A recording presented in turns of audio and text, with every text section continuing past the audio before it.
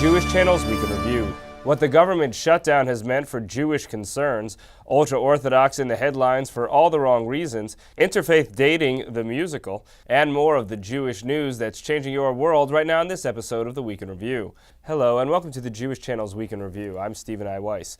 In perhaps the first concrete example of the federal government shutdown's effects directly involving specifically the Jewish community, the United States Special Envoy to monitor and combat anti-Semitism canceled his attendance at a conference in the Ukraine focusing on issues of anti-Semitism.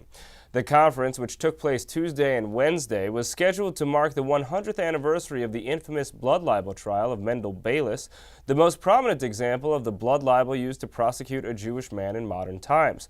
The conference was titled From the Bayless Trial to Berlin and Beyond. The conference was meant to feature what the JTA describes as high-level envoys from at least 12 countries, but the United States did not send its high-level envoy, Ira Foreman. A more important but indirect impact could be occurring in regard to sanctions on Iran. According to the JTA's Ron Campius, the part of the Treasury charged with oversight of international trade and compliance with sanctions could well have ceased its monitoring operations at some point in recent weeks. The Office of Foreign Assets Control was said by the State Department to have almost completely run out of funds on October 3rd. Neither Treasury nor State have offered a new assessment since, and as Ron Campius wrote, quote, the lone employee of Treasury's communications staff still on the job did not respond to a request for comment. But if you think political rhetoric here in the United States has reached a fever pitch, the latest from Israel will change your perspective. At a recent meeting of leading ultra-Orthodox rabbis in Israel discussing the concern they had regarding ultra-Orthodox voters who chose not to vote with their official Israeli political party, Degel HaTorah, a leading ultra-Orthodox rabbi reportedly declared such people worthy of stoning. The statement was made by Rabbi Shlomo Kanievsky, quoting his father, Rabbi Chaim Kanievsky. Of course, violent threats in the ultra-Orthodox community were the big news here in the United States in the past week, as at least 10 men, including at least 2 rabbis, were arrested for allegedly using the threat of violence to extort a divorce from a Jewish man. The rabbis, Mendel Epstein and Martin Wollmark, are alleged to have engaged in what is an ages-old practice in some sectors of the Jewish community, where they violently extract a promise from a husband to provide a Jewish divorce document or get to his wife. It is this lack of an official divorce document that leaves many Orthodox Jewish women chained in their marriages and described with the term agunah. The criminal complaint alleges that in this case, the group of 10 men were performing the service for a woman they didn't know was working as an undercover FBI agent, charging her a fee of more than $50,000.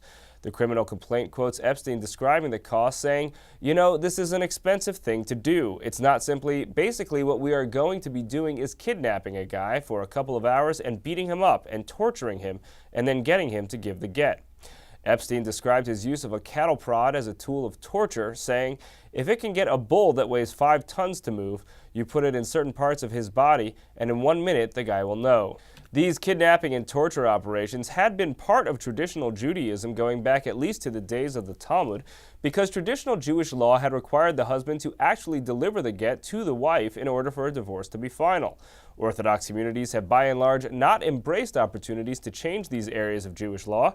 One potential workaround embraced by some Orthodox rabbis is the so-called RCA prenup, a prenuptial agreement that requires a husband withholding a get to be fined as much as $100 a day.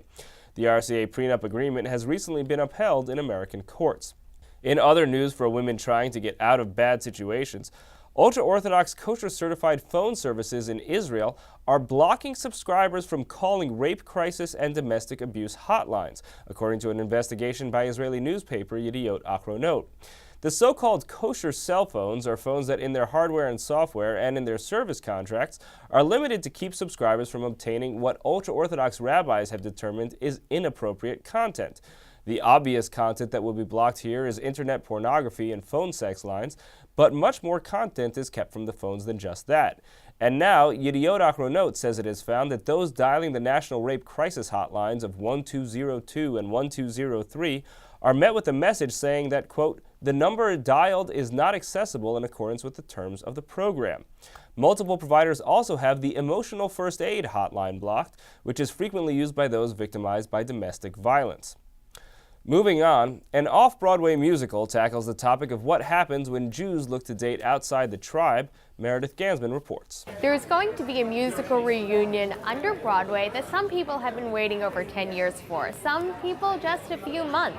But now the beloved cast and creatives of the off-Broadway show The Last 5 Years are celebrating their new cast recording in a special concert right here at 54 Below.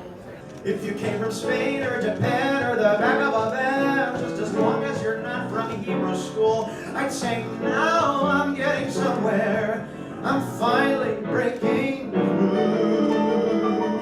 I'd say, hey, hey, shit's a goddess. I've been waiting for someone like you. That's Jamie, played by Adam Cantor. Jamie's Jewish, but when he meets his shiksa goddess, Kathy, played by Betsy Wolfe, he's hooked. No substitution will do. Nothing but fresh, undiluted, and pure. Top of the line. The Last 5 Years composer, Jason Robert Brown, explains how Jamie's Jewish identity influences Jamie and Kathy's relationship. The way he identifies both in his humor and in his verbosity and in his just sort of understanding of the world, I feel like is very rooted in a Jewish worldview. And it was very important to me that he be that, so that Kathy is the opposite, and Kathy does not have any of those reference points or any of that worldview. And that's what sort of it. I think that's part of what draws them together, but I think it's also what pulls them apart. The musical tells the couple's story from both characters' point of view. Kathy starts at the end and Jamie at the beginning, and they meet just once in the middle. It's a story that remains very close to Brown, who is also Jewish. Certainly the Jewish identity was part of it, and the New York was very much part of it, and the creative spirit was very much part of it. And I also had a marriage that fell apart, fairly quickly, like this one does. So all of that sort of piled into it. But, I wanted to write about what it was to be an artist in Manhattan at that time. And so the easiest reference for me was me.